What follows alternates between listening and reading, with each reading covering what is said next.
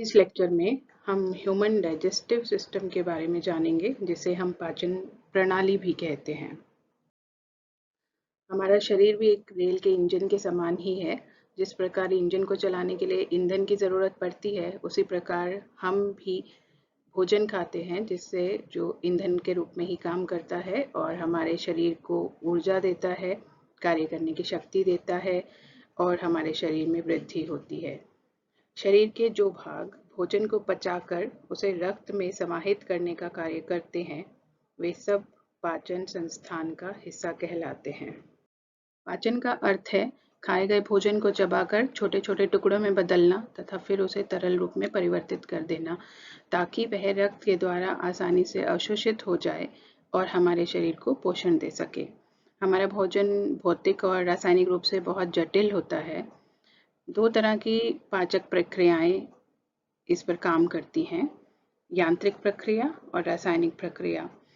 यांत्रिक प्रक्रिया में भोजन का चबाना, निगलना, पाचक रसों के साथ मिलाना और पोषक नाल में उसका आगे बढ़ना, ये क्रियाएं आती हैं। रासायनिक प्रक्रिया में जो विभिन्न पाचक रस हैं, उनमें उपस्थित एंजाइम्स रासायनिक क्रियाएं करते हैं और भोजन के जटिल रूप को सरल रूप में परिवर्तित कर देते हैं। एंजाइम्स को हम किण्वक भी कहते हैं और ये बेसिकली प्रोटीन ही होते हैं और उनका ये रासायनिक क्रियाओं की गति को बहुत ज़्यादा बढ़ा देते हैं, कई गुना बढ़ा देते हैं। अब हम देखते हैं कि जो भोजन नली है, या जिसको हम पोषक नली भी कहते हैं, इसे हम इंग्लिश में एलिमेंट्री कैनाल कहते हैं। भोजन नली ये मांसपेशियों से बनी हुई होती है और इसके अंदर की तरफ पूरा म्यूकस मेम्ब्रेन से ढकी हुई होती है। ये मुंह से शुरू होती है और मल द्वार तक खत्म होती है। पोषण नाल में एलिमेंट्री कैनाल के विभिन्न अंग हैं, जो मुंह से शुरू होता है। अगर आप डायग्राम को देखते हैं तो मुंह से शुरू होता है ये, और आपका ग्रसनी ये माउथ है, माउथ से ग्रसनी फैरिंग्स वाला एरिया ये, इसके बाद ईसोफेगस, ये ईसोफेगस और ये हमारा आमाशय। इसके बाद ये छोटी आंत में आगे प्रोसीड करता है, ये छोटी आंत है और ये छोटी आंत फिर बाद में बड़ी आंत के साथ मिल जाती है और बड़ी आंत का जो आखिरी सिरा है, इसको हम गुदा कहते हैं। इसके अलावा एलिमेंट्री कैनाल के साथ कुछ एसेसरी ग्लैंड्स भी हैं, जो उनकी सहायक ग्रंथियां होती हैं, जो हमारे पाचन में सहायता करती हैं। इसमें ये लीवर जो सबसे बड़ी ग्रंथि होती है, और ये पित्ताशय है जो ग्रीन कलर में आप देख रहे हैं, ये गॉल ब्लैडर है, और इसके अलावा ये अग्नाशय है, पैनक्रियास जिसको हम कहते हैं। इसके बाद हम दूसरा हमारा अंग है मुख, जो एलिमेंट्री कैनाल है। अब इसके बारे में हम डिटेल में पढ़ेंगे। एलिमेंट्री कैनाल का प्रारंभ जो है वो मुख से शुरू होता है, ये देखिए आप।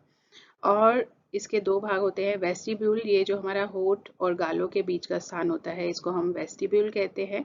और ये जो ओरल कैविटी या बकल कैविटी भी हम इसे कहते हैं। मुख गुहा जो है वो उसके आगे के हिस्से में होठ होते हैं, होठों से शुरू होता है और होठ जो है इसको खोलने या बंद करने का काम करते हैं। गुहा का ऊपरी भाग जो होता है, ये ऊपर तलवा जिसके हम कहते हैं, अगर तालू को आप छू के देखें, महसूस करें अपनी जीभ से, तो वो एक सख्त हड्डी का बना होता है, जबकि पीछे की तरफ से यहाँ से वो नरम होता है।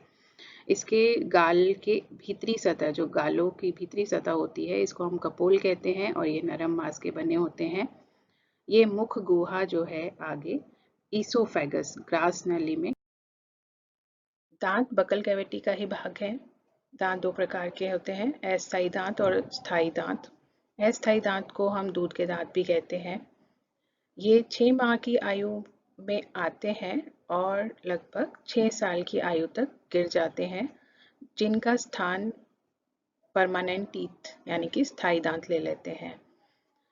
मिल्क टीथ संख्या में 20 होते हैं, जबकि परमानेंट टीथ मोलर्स के आने के बाद 32 हो जाते हैं। हमारे दांत 4 प्रकार के हैं: इंसीजर्स, कैनाइन्स, प्रीमोलर्स और मोलर्स। आप इस डायग्राम में देख पा रहे हैं, ये सामने के 4 दांत इंसीजर्स हैं। इसी प्रकार ऊपर के 4, कुल मिलाकर ये 8 काटने वाले दांत, 4 चीरने फाड़ने वाले दांत। जो जानवर हैं, मांसाहारी जानवर जैसे कि शेर और चीता, उन्हें मांस फाड़ने के लिए कैनाइन्स का ज़्यादा नुकीला होना ज़रूरी है। हमारे अंदर कैनाइन्स जो हैं उतने नुकीले नहीं हैं। इसी प्रकार प्रीमोलर्स उपस्थित होते हैं, 4 नीचे 4 ऊपर, और उनके आगे लगते हुए मोलर्स, जिन्हें हम दाढ़ या अक्कल दाढ़ कहते हैं।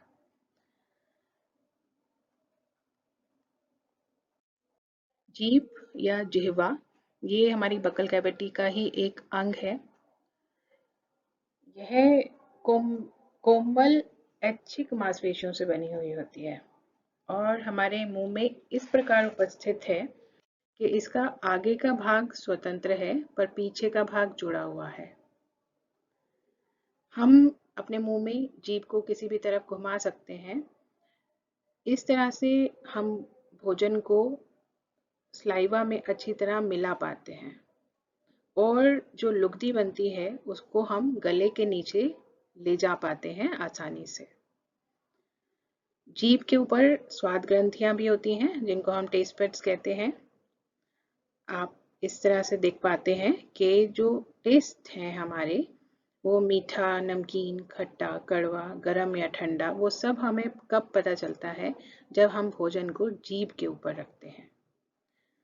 इस प्रकार जीभ में जो स्वाद ग्रंथियां हैं वो पूरी जीभ पर उसके जो हैं सेंसर्स फैले हुए होते हैं। ऐसा नहीं है कि सिर्फ आगे से एक भाग में यहीं पर नमक का पता चलता है या यहीं पर खट्टे का पता चलता है इसी भाग में, या मीठा सिर्फ जीभ के शुरू में ही जो आगे के भाग से ही हमें सिर्फ एहसास होता है।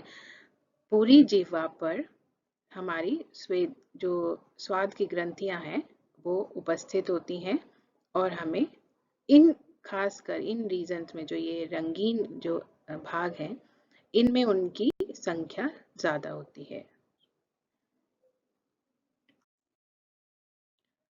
लार ग्रंथियां भी बहुत महत्वपूर्ण हैं और ये भी सभी मुख गुहा के अंदर ही खुलती हैं। एक सामान्य व्यक्ति के मुख में लगभग 1 से 1.5 लीटर तक जो लार रस, जिसे हम स्लाइवा कहते हैं, वो बनता है और इन अलग 3 प्रकार की ये ग्रंथियां हैं जिनसे स्लाइवा पैदा होता है। ये 3 ग्रंथियां आप देख रहे हैं, ये कर्णपूल जो कान के पास होती है, बिल्कुल कपाट के पास, और इसको हम पैरोटिड ग्लैंड कहते हैं, कर्णपूल ग्रंथि, और ये सबसे बड़ी होती है। इसके बाद हमारा सब मैंडिबुलर ग्रंथि है, ये जबड़े के नीचे की तरफ होती है, और सबलिंगुअल ग्लैंड्स ये भी उसके साथ ही थोड़ा सा ऊपर होती है। अब जो स्लाइवा पैदा होता है ये हल्का क्षारीय होता है और पानी की तरह पतला होता है। स्लाइवा में 90% पानी और एक म्यूसिन नाम का प्रोटीन और टाइलिन को हम स्लाइविया माइलेज भी कहते हैं, ये एंजाइम एक प्रेजेंट होता है। स्वादिष्ट भोजन को जब भी हम देखते हैं तो उसको देखने से, सूंघने से, खाने से या सिर्फ भोजन के बारे में सोचने से भी स्लाइवा पैदा होता है। स्लाइवा, इसके कार्य क्या है? लार रस में म्यूसिन नाम का रसायन उपस्थित होता है जो मुख को और जीभ को गीला रखता है, जिससे भोजन चिकना हो जाता है, नरम हो जाता है, उसको चबाना आसान हो जाता है और उस पर रासायनिक क्रिया भी आसानी से की जा सकती है। इससे भोजन जब लुगदी के रूप में बदल जाता है तो हमारी स्वाद ग्रंथियां जो हैं वो भी ज़्यादा एक्टिवेट हो जाती हैं। लार रस के अंदर एक टाइलिन नाम का एंजाइम उपस्थित होता है जिसे हम अमाइलेज भी कहते हैं, स्लाइवरी अमाइलेज। वो पके हुए स्टार्च को माल्टोज में बदल देता है। माल्टोज एक द्विशर्करा है। जिस प्रकार हम चपाती को खाते हैं और मुंह में चबाते हैं तो धीरे धीरे उसमें मिठास पैदा हो जाती है। लार रस के अंदर ही लाइसोजाइम भी उपस्थित होता है जो मुख में जीवाणुओं को नष्ट करता है और इससे दांतों को सड़न से सुरक्षा मिलती है। लार रस जीभ को साफ भी रखता है। ग्रसनी या गला, जिसे हम फेरिंक्स भी कहते हैं, भोजन मुख से ग्रसनी में प्रवेश करता है। ग्रसनी मांसपेशियों से बनी हुई लगभग 5 इंच लंबी एक नली होती है। गले में भोजन नली और श्वास नली दोनों के मुख साथ साथ होते हैं। ओपनिंग जो है वो पास पास होती हैं, जैसा आप डायग्राम में देख सकते हैं। ये हमारा फूड पाइप है और ये हमारा विंड पाइप है। ये एपिग्लोटिस है जो एक फ्लैप की तरह, एक ढक्कन की तरह भोजन के आने पर बंद हो जाता है ताकि भोजन श्वास नली में ना जा सके। और यदि गलती से श्वास नली के अंदर भोजन चला जाता है, जैसा कि जब हम खाते हुए बोलते हैं या खाते हुए हंसते हैं, उस समय भोजन या पानी का कोई हिस्सा हमारी पाइप, फूड पाइप की बजाय विंड पाइप में चला जाता है और हमें सांस लेने में परेशानी होती है। इसके कारण से मृत्यु भी हो सकती है। ग्रास नली, इसे हम ईसोफेगस या फूड पाइप भी कहते हैं। ये 9 से 10 इंच लंबी होती है। यह फेरिंक्स से शुरू होती है और आमाशय के कार्डियक ओरिफिस, जो ओपनिंग होती है, इसको हम कार्डियक ओरिफिस कहते हैं, यहाँ तक चलती है। ग्रास नली में वैसे कोई क्रिया नहीं होती है, लेकिन जैसे ही भोजन आता है तब इसमें क्रमाकुंचन गतियाँ शुरू हो जाती हैं और ये भोजन को आगे की तरफ धकेलती हैं। आप इस डायग्राम में देख सकते हैं, ये इस तरह से संकुचित होती हैं और ये जो बोलस है इसको आगे की तरफ धकेलती हैं। तो कॉन्ट्रैक्शन और रिलैक्सेशन, जो ये गतिविधियां हैं, इनको हम पेरिस्टाल्टिक मूवमेंट कहते हैं। इस प्रकार ये भोजन आगे चलता जाता है और हमारी आमाशय में पहुंच जाता है। आमाशय एलिमेंट्री कैनाल का अगला अंग है। ईसोफेगस आमाशय में खुलता है। ये सिरा हृदय के पास स्थित होता है, इसलिए जहां ईसोफेगस आमाशय में मिलता है उस सिरे को हम कार्डियक एंड कहते हैं या कार्डियक ओरिफिस कहते हैं। दूसरा सिरा जो ड्यूडेनम में खुलता है उसको हम पाइलोरिक ओरिफिस या पाइलोरिक एंड कहते हैं। आमाशय के 3 भाग हैं। ऊपरी भाग को हम फंडस कहते हैं, बीच की बॉडी को भाग को, मुख्य भाग को हम बॉडी कहते हैं और नीचे का जो तंग भाग होता है इसको हम पाइलोरिक एंट्रम या पाइलोरस कहते हैं। जब निगलने की प्रक्रिया चल रही होती है, जब ईसोफेगस से फूड आमाशय में आता है, तब कार्डियक ओरिफिस खुल जाता है और जब यह प्रक्रिया पूरी हो जाती है तो कार्डियक ओरिफिस बंद हो जाता है। और इसी दौरान जब आमाशय में भोजन का पाचन चल रहा होता है तो पाइलोरिक एंड भी बंद हो जाता है। ये मांसपेशियां हैं जो संकुचित हो जाती हैं और भोजन के पाचन के पश्चात पाइलोरिक एंड खुल जाता है और भोजन ड्यूडेनम की तरफ चला जाता है। जो आमाशय की जो भित्ति है, इसको हम बाहरी दीवार, इसको हम पेरिटोनियम कहते हैं और जो भीतरी सतह है वो म्यूकस मेम्ब्रेन से बनी हुई होती है। म्यूकस मेम्ब्रेन की वजह से एसिड जो है कोशिकाओं को नुकसान नहीं पहुंचा पाता। इस परत में जो भित्ति है इसमें अलग अलग तरह की मांसपेशियां हैं, लंबी, गोलाकार या डायगोनल, आड़ी, तिरछी। इनके बार बार फैलने और सिकुड़ने के कारण ही आमाशय की दीवारों में गति आती है और भोजन का मंथन होता है।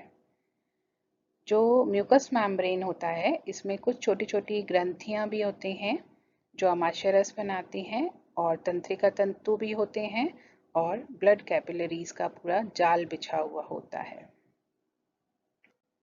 स्मॉल इंटेस्टाइन या छोटी आंत। छोटी आंत कुंडली के रूप में होती है और लंबी होती है।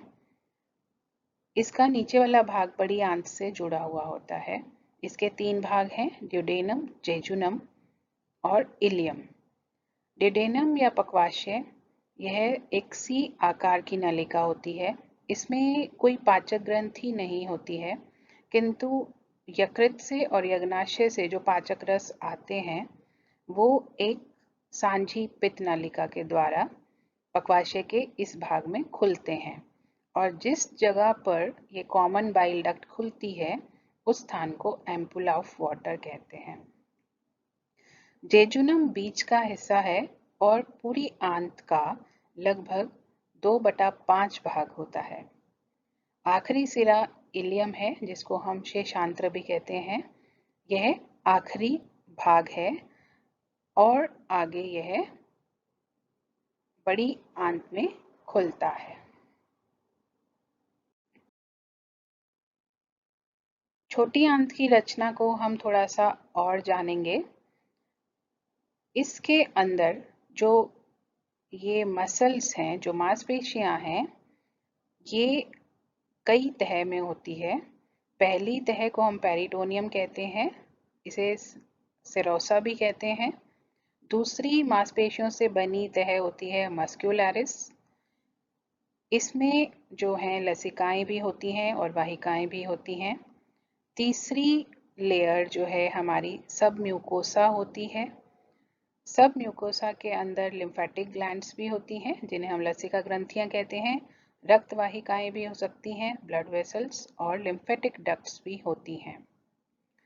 चौथी जो अंदर की सबसे भीतरी लेयर है, इसे हम म्यूकोसा कहते हैं। म्यूकोसा या श्लेष्मा तह कहते हैं।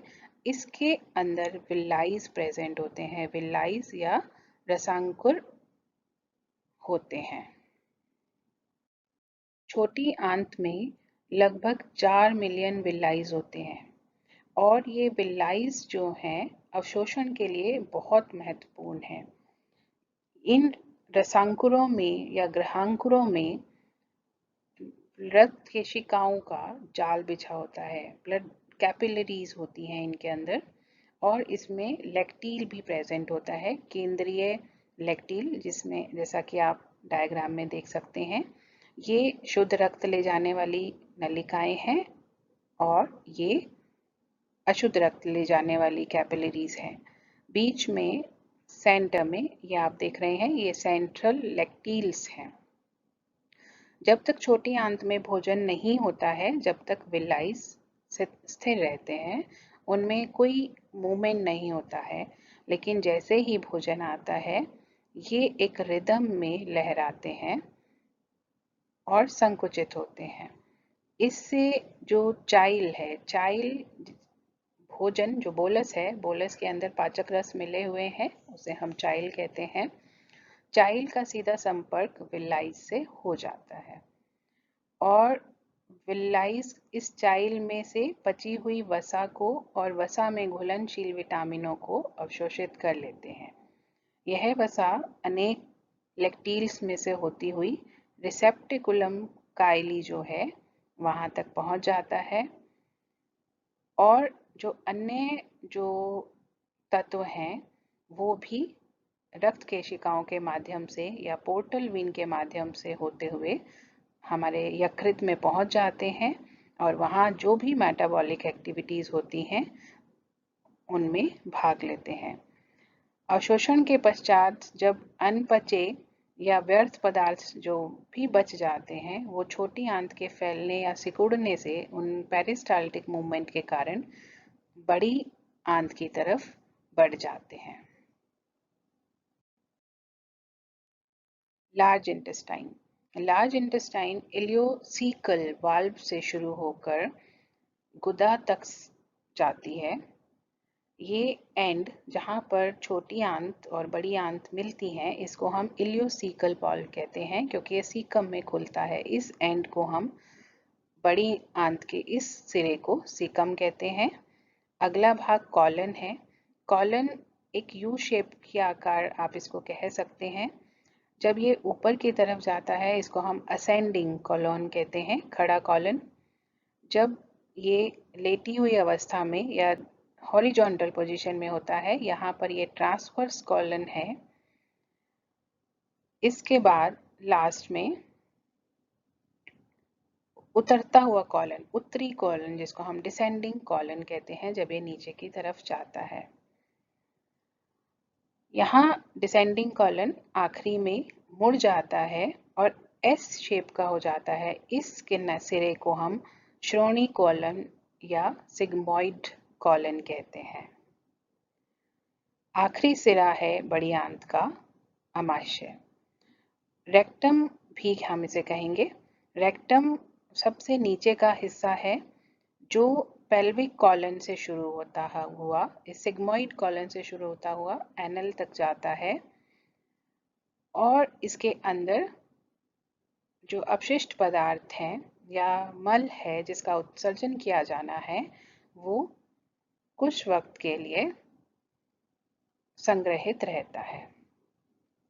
एनस आखिरी सिरा है, ओपनिंग है, जिससे हमारी आंत बाहर की तरफ खुलती है और इसको हम मलद्वार कहते हैं।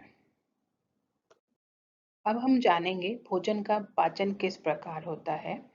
जो आहार हम लेते हैं वो जटिल है। उसके अंदर अलग अलग तरह के पौष्टिक तत्व विद्यमान हैं, जैसे कार्बोज, प्रोटीन, वसा, खनिज लवण, विटामिन्स, रेशा और पानी। इनका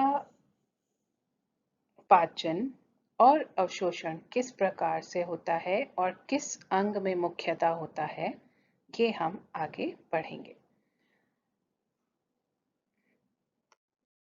भोजन का पाचन मुख से ही शुरू हो जाता है। मुख में उपस्थित दांत भोजन को छोटे छोटे टुकड़ों में तोड़ते हैं। म्यूसिन भोजन को गीला करता है और जीभ उस गीले और पिसे हुए भोजन को इधर उधर घुमाकर उसकी लुगदी बना देती है। इस लुगदी नुमा भोजन को निगलना आसान होता है। इसी के साथ जीभ में जो हमारी स्वाद ग्रंथियां हैं, उनके कारण हमें स्वाद का पता चलता है। हमारे लार में ही उपस्थित स्लाइवरी अमाइलेज या टाइलिन एंजाइम भोजन के साथ मिलकर कार्बोज को, जो जटिल कार्बोज है, उसके लगभग 40% जटिल कार्बोज को सरल कार्बोज में बदल देती है। आमाशय में भोजन के पाचन से संबंधित भी बहुत सारे परिवर्तन आते हैं। जब आमाशय में भोजन पहुंचता है तो उसमें मांसपेशियों की मूवमेंट के कारण चर्निंग होती है। उसकी वजह से फूड बॉलस छोटे छोटे कणों में टूट जाता है और जो गैस्ट्रिक जूस है वो उसके साथ मिलकर एक गाढ़े तरल का रूप बना लेता है। इस तरल को हम काइम कहते हैं। अब भोजन हमारे आमाशय में कितनी देर रहेगा, यह भोजन के प्रकार पर और उसकी मात्रा पर निर्भर करता है। काइम में निम्नलिखित पदार्थ होते हैं, जैसे स्टार्च का पका हुआ रूप, स्टार्च का अनपका रूप, पेप्टोन पिघली हुई वसा, लवण, जल तथा व्यर्थ पदार्थ। Digestion in stomach. आमाशय में भोजन के आने पर उसमें 2 प्रकार के परिवर्तन होते हैं। जब आमाशय की दीवारें फैलती हैं, सिकुड़ती हैं, उनके कारण भोजन का मंथन होता है और जब यह मंथन चल रहा होता है तो कार्डियक ओरिफिस और पाइलोरिक ओरिफिस दोनों बंद हो जाते हैं। इस परिवर्तन को हम यांत्रिक परिवर्तन कहते हैं। इसी के साथ जब आमाशय की म्यूकस झिल्ली में जो ग्रंथियां हैं, छोटी छोटी आमाशयिक ग्रंथियां होती हैं, जिनको हम गैस्ट्रिक ग्लैंड्स कहते हैं, ये गैस्ट्रिक ग्लैंड्स गैस्ट्रिक जूस बनाती हैं और ये गैस्ट्रिक जूस अलग अलग चरणों में पैदा होता है। जब हम भोजन को देखते हैं या सिर्फ सूंघने से जब गैस्ट्रिक जूस पैदा हो तो उस अवस्था को हम भौतिक प्रावस्था कहते हैं। जब हम भोजन को खाते हैं और उसका स्वाद लेते हैं, जब हमारा नर्वस सिस्टम उसमें शामिल हो जाता है, उस अवस्था को हम नर्वस फेज कहते हैं। जब भोजन आमाशय में जाता है और गैस्ट्रीन हार्मोन पैदा होता है, उस अवस्था को हम रासायनिक प्रवस्था या केमिकल फेज कहते हैं। इस अमाशय रस के कार्य क्या हैं? अमाशय रस एक क्लियर, कलरलेस और अम्लीय तरल है। ये पाचन की क्रिया को पूरा करता है।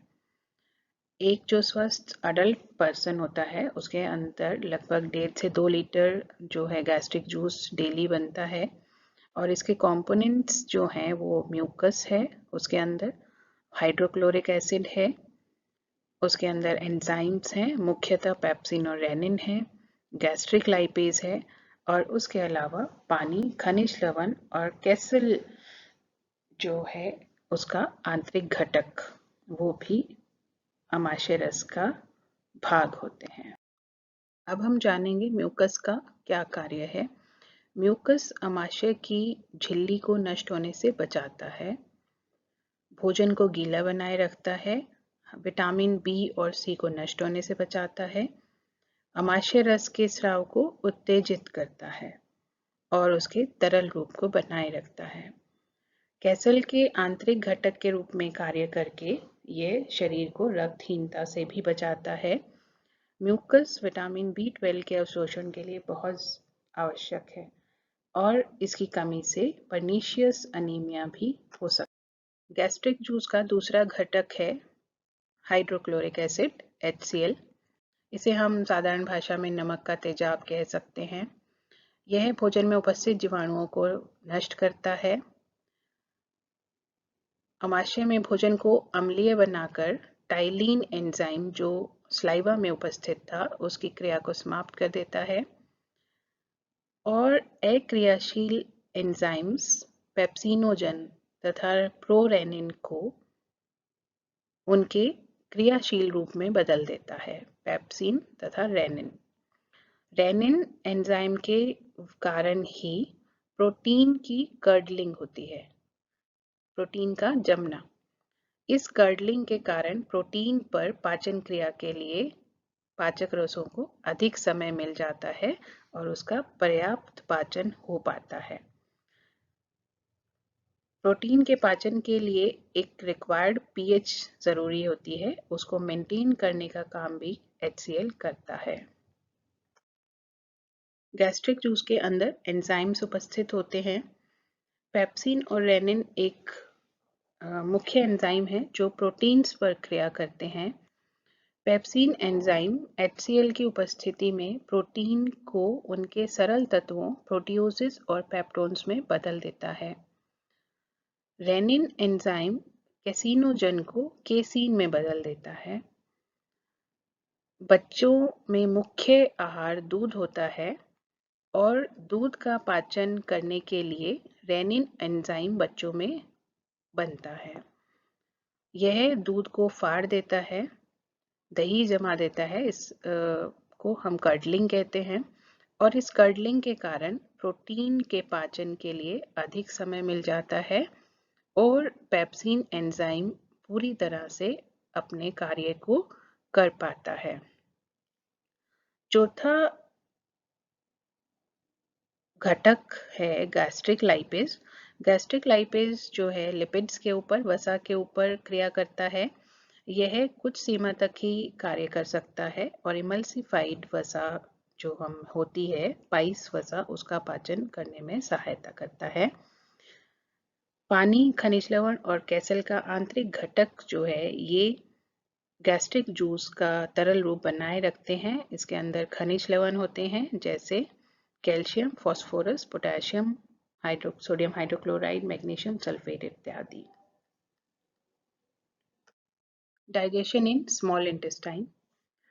अमाशय की मांसपेशियों के सिकुड़ने और फैलने से काइम अब छोटी आंत के ड्यूडेनम भाग में पहुंच जाता है।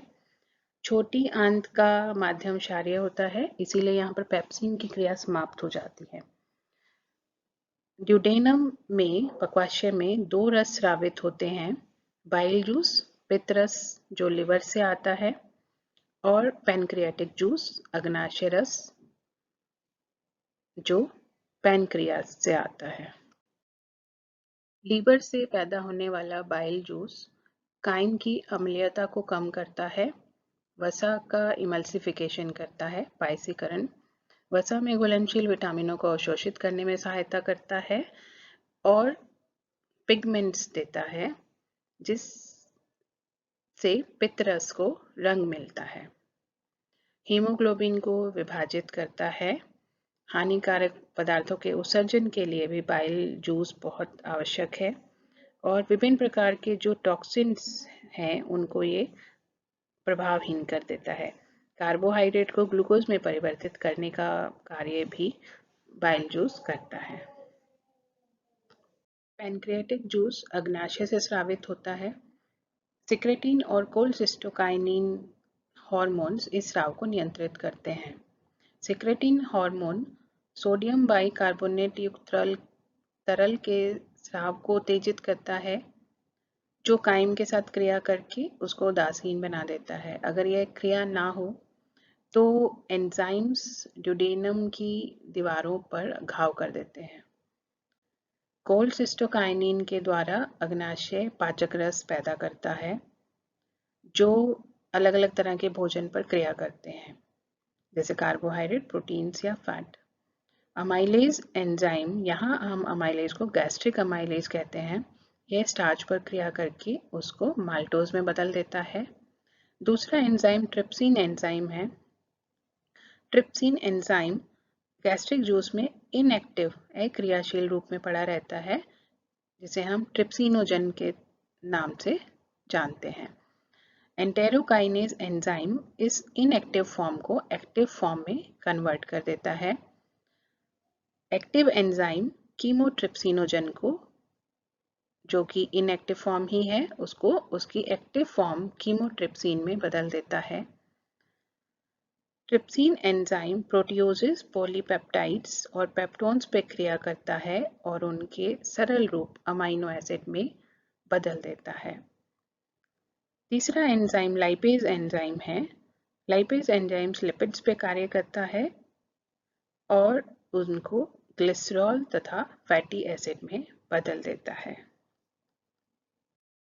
पक्वाशय के बाद भोजन जेजुनम भाग में पहुंचता है, जिसमें कोई विशेष पाचन क्रिया नहीं होती है और आगे शेषांत्र भाग में बढ़ जाता है। शेषांत्र में इंटेस्टाइनल जूस का स्राव होता है। यह आंत्ररस क्षारीय होता है और भोजन को अच्छी तरह पचा देता है। इस पैनक्रियाटिक जूस में एंजाइम्स प्रेजेंट होते हैं जो प्रोटीन, कार्बोहाइड्रेट और वसा का पाचन पूरा करते हैं। इरिप्सिन एंजाइम पॉलीपेप्टाइड्स और पेप्टाइड्स पर क्रिया करता है और उनको अमाइनो एसिड में परिवर्तित कर देता है। माल्टोज पर क्रिया करके 2 मॉलिक्यूल्स ग्लूकोज के बनाता है। सुक्रेज एंजाइम सुक्रोज पर क्रिया करके 1 मॉलिक्यूल ग्लूकोज और 1 मॉलिक्यूल फ्रक्टोज का बनाता है। लैक्टेज एंजाइम लैक्टोज पर क्रिया करके ग्लूकोज और गैलेक्टोज के एक एक मॉलिक्यूल में बदल जाते हैं। लाइपेज एंजाइम लिपिड्स पर क्रिया करता है और उसे ग्लिसरॉल तथा फैटी एसिड्स में बदल देता है। इस प्रकार सभी भोजन के जो पौष्टिक तत्व हैं उनका पाचन पूरा होता है और भोजन अब अवशोषण के लिए तैयार हो जाता है। इस रूप में भोजन को हम काइल कहते हैं।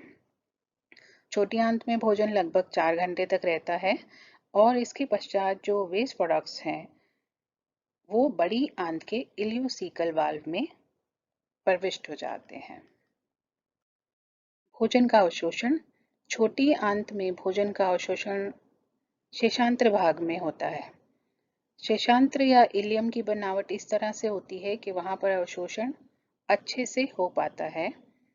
एक तो शेषांत्र लंबी है और टेढ़ी मेढ़ी नली है और संकरी भी है। संकरी होने के कारण भोजन का जो संबंध है वो आंतरिक भित्ति के साथ जुड़ा रहता है। शेषांत्र की आंतरिक भित्ति जो है वो सिंगल सेल्ड लेयर है, गहरी तह है उनकी, उनसे रस जो है आसानी से कोशिकाओं के भीतर प्रविष्ट हो सकते हैं। शेषांत्र की आंतरिक भित्ति में जो अंगुलियों जैसी संरचनाएं हैं जिनको हम रसांकुर कहते हैं, ये अवशोषण करने वाली मुख्य अंग हैं। अवशोषण की प्रक्रिया दो प्रकार से होती है, रक्त केशिकाओं के द्वारा, ब्लड कैपिलरी से, और आंत अंकुरों की लसिका वाहिनियों के द्वारा। आंत के कार्य। बड़ी आंत में पाचन और अवशोषण संबंधी कोई विशेष कार्य नहीं होता है। जैसा जो भोजन बड़ी छोटी आंत से बड़ी आंत में पहुंचता है, उसमें केवल व्यर्थ पदार्थ, थोड़े से मिनरल्स या ग्लूकोज होते हैं। और जैसे जैसे ये काइल आगे मूव करता है बड़ी आंत में, उसमें से जल का और दूसरे न्यूट्रिएंट्स का अवशोषण कर लिया जाता है। और जब तक ये रेक्टम में पहुंचता है तब तक ये अर्ध ठोस हो जाता है। बड़ी आंत में जो पेरिस्टाल्टिक मूवमेंट होती है वो बहुत धीरे होती है। इसी वजह से जो पानी है, व्यर्थ पदार्थ हैं, उसमें से पानी और इलेक्ट्रोलाइट्स को बहुत बड़ी मात्रा में वापस अवशोषित कर लिया जाता है, पुनर्अवशोषित कर लिया जाता है। इसके कार्य अगर हम देखते हैं तो पानी, खनिज पदार्थों, मुख्यतः कैल्शियम फॉस्फेट या आयरन और ग्लूकोज को पुनर्अवशोषित करना है, म्यूसिन का स्राव करना है ताकि मलाशय की सतह चिकनी रहे और मल त्याग जो है वो आसान हो जाए। सेल्यूलोज तथा कोई अपचित प्रोटीन है उसको उत्सर्जन लायक बनाना और क्रमाकुंचन गतियों के द्वारा शरीर से मल को बाहर निकालना। इसमें कुछ रोगाणु भी होते हैं, सेल्यूलोज भी होता है, कुछ अपचित रेशा भी होता है, कुछ और अन्य भोज्य पदार्थ भी हो सकते हैं। जो आंत है या डाइजेस्टिव सिस्टम की कुछ एपिथेलियम सेल्स हो सकती हैं और म्यूसिन इत्यादि होते हैं। हमने अभी तक एलिमेंट्री कैनाल और डाइजेशन के बारे में पढ़ा, फूड डाइजेशन के बारे में। अब फूड डाइजेशन में सहायक ग्रंथियों के बारे में हम अगले वीडियो में जानेंगे। पाचक में सहायक मुख्य ग्रंथियां हैं यकृत, पित्ताशय और अग्नाशय।